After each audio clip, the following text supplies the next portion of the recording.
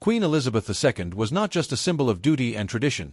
She was also well known for her sharp wit and understated humor, which often took people by surprise in formal settings.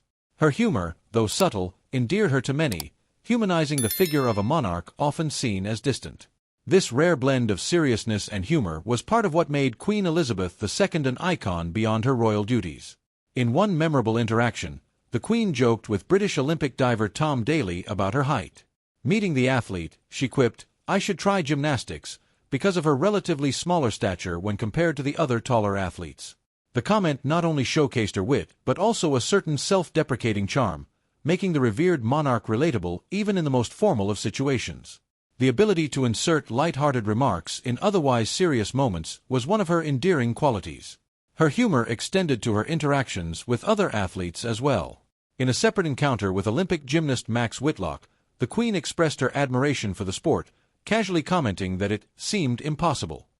This was yet another example of her way of subtly injecting humor into conversations, even while acknowledging the impressive feats of others. But it wasn't just in formal gatherings or award ceremonies that the Queen let her wit shine.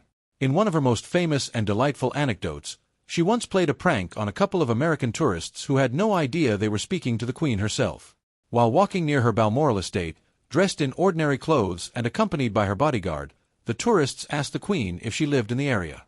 She replied that she had a house nearby, and when they inquired whether she had ever met the Queen, she mischievously gestured towards her bodyguard and said, "No, but he has." The tourists, still unaware, went on their way with a story they had no idea would go down in royal history. This playful side of the Queen, particularly in contrast to her public persona, only made stories like these more charming. Her humor wasn't just for private moments either.